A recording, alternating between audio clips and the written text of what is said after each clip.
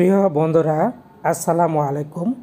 আমরা যারা সরকারি প্রাথমিক বিদ্যালয়ে কাজ করি তাদের জন্য আজকে গুরুত্বপূর্ণ একটি টিউটোরিয়াল নিয়ে চলে আসলাম। আপনারা জানেন যে বদলির সময় কোন স্কুলে পোস্ট ফাঁকা আছে, কয়টা পোস্ট খালি আছে, কোন থানার মধ্যে কয়টা স্কুল খালি আছে, সেগুলি কিন্তু আমাদের প্রয়োজন পড়ে। এছাড়া আমরা যদি উপবৃত্তি দিতে যাই, অনেক সময় শিক্ষার্থী ট্রান্সফার করানোর কারণে তার পূর্বের স্কুলের সাথে যোগাযোগ করতে হয়। আজকে আপনাদের সাথে শেয়ার করব যে কিভাবে আপনি যে কোনো স্কুলের তথ্যটা খুব সহজে জানতে পারবেন এবং তাদের সাথে যোগাযোগ করতে পারবেন। এজন্য প্রথমে আপনারা যে কাজটা করবেন, গুগল ক্রোম ব্রাউজার এখানে একটি প্রেস করে দিবেন। প্রেস করে দেওয়ার পর এরকম চলে আসলে আপনারা চলে যাবেন সার্চ বারে, ওয়েবসাইটের ঠিকানাটি লিখবেন। আপনারা লিখবেন IPMIS আইপি, এই যে বন্ধুরা চলে এসেছে IPMIS.gov.bd। জাস্ট এখানে একটি প্রেস করে দিবেন। প্রেস করে দিলে আপনাদের সামনে এরকম ইন্টারফেস চলে আসলে এখান থেকে আপনারা প্রথম যে অপশনটা দেখতে পাচ্ছেন এখানে একটি প্রেস করে দিবেন। প্রেস করে দেওয়ার পর আপনাদের সামনে নতুন একটি ইন্টারফেস চলে আসবে। এখান থেকে খেয়াল করুন এখানে কি তথ্যগুলি দেওয়া আছে।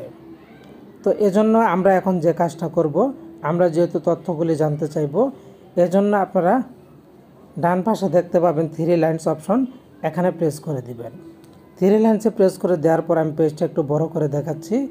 এরপর আপনারা যে কাজটা করবেন, উপরে পেয়ে যাবেন দ্বিতীয় অপশন নাগরিক সেবা। এই নাগরিক সেবাতে একটি প্রেস করে দিবেন। আরেকটি কথা মনে রাখবেন যে আপনাদের কিন্তু এখানে লগ ইন করতে হবে না। লগ ইন না করে আপনারা এখান থেকে তথ্যগুলি জানতে পারবেন। তো যখনই আমরা নাগরিক সেবাতে চলে আসব, এখানে অনেকগুলি অপশন দেখতে পাবো, আপনারা খেয়াল করুন। তো এর একদম নিচের দিকে আপনারা চলে যাবেন। নিচের দিকে গেলে দেখতে পাবেন সকল বিদ্যালয় সার্চ করুন। এই যে সকল বিদ্যালয় সার্চ করুন অপশন, এখানে একটি প্রেস করে দিবেন। প্রেস করে দেওয়ার পর আপনাদের সামনে এরকম চলে আসবে। এখান থেকে আপনাকে যে কাজটা করতে হবে, আপনি কোন বিদ্যালয়ের তথ্য জানতে চান, প্রথমে বিভাগ নির্বাচন করবেন।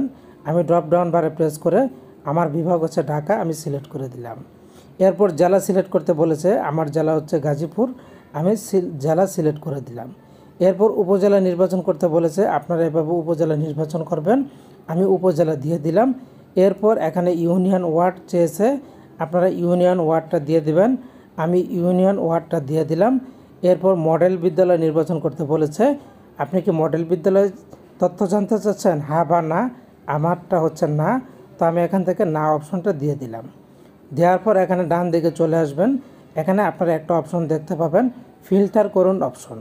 এই ফিল্টার করুন অপশনটি এখানে একটি প্রেস করে দিবেন। প্রেস করে দেওয়ার পর আপনার সামনে নতুন একটি তথ্য চলে আসবে।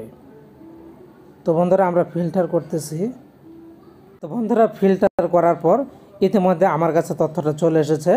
এই জায়গায় আমি যেখানে খুঁজতেছি সেখানে মোট বিদ্যালয় হচ্ছে 2টি, মোট শিক্ষক হচ্ছে 14 জন। আমরা যদি একটু ডান পাশে যাই, এখানে আমরা দেখতে পাবো মোট শিক্ষার্থী আছে, দেওয়া আছে।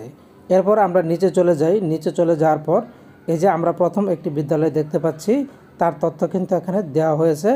আমরা যদি একটু ডান দিকে স্ক্রল করি, আপনি যে বিদ্যালয়ের তথ্য জানতে চান তার ডান পাশে দেখবেন 2টা অপশন, ফিডব্যাক দিন এবং বিস্তারিত দেখুন।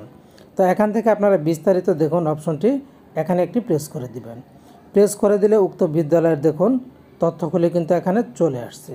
তো আমরা এখানে তথ্যগুলি দেখতে পাচ্ছি, বিভাগ, জেলা, উপজেলা, ইউনিয়ন, ওয়ার্ড সব কিন্তু দেখতে পাচ্ছি। এমনকি এখানে আপনারা এখান থেকে পেয়ে যাবেন প্রধান শিক্ষকের নাম এবং এই প্রধান শিক্ষকের মোবাইল নম্বর। এখান থেকে এই মোবাইল নাম্বারটা নিয়ে কিন্তু আপনি প্রধান শিক্ষকের সাথে যোগাযোগ করে শূন্যপদের তথ্য, উপবৃত্তি সংক্রান্ত যে কোনো তথ্য কিন্তু আপনারা জানতে পারবেন। তো এখান থেকে আপনি যদি একটু নিচে চলে যান, এই বিদ্যালয়ে কতজন শিক্ষক আছে সেটাও জানতে পারবেন। এই বিদ্যালয়ে কতগুলি শিক্ষার্থী আছে সে তথ্যটা আপনি জানতে পারবেন। এমনকি এখানে ছেলে শিক্ষার্থী কত %, মেয়ে শিক্ষার্থী কত %, পুরুষ শিক্ষক কতজন, নারী শিক্ষক কতজন, সব তথ্য কিন্তু আপনি এক নজরে এখান থেকে দেখতে পারবেন। এছাড়া যদি আরও তথ্য জানতে চান ভূমি সম্পর্কে, ভবন সম্পর্কে, সেই তথ্যগুলো কিন্তু আপনি এখান থেকে জানতে পারবেন। নিচের দিকে গেলে তাদের ওয়াশ ব্লক সম্পর্কে তথ্য জানতে পারবেন, সকল তথ্যগুলি জানতে পারবেন। তো বন্ধুরা এই ছিল টিউটোরিয়াল। আশা করছি আপনারা বুঝতে পেরেছেন যে কীভাবে একটা বিদ্যালয়ের তথ্য আপনারা জানবেন। তো ভালো থাকুন, ধন্যবাদ।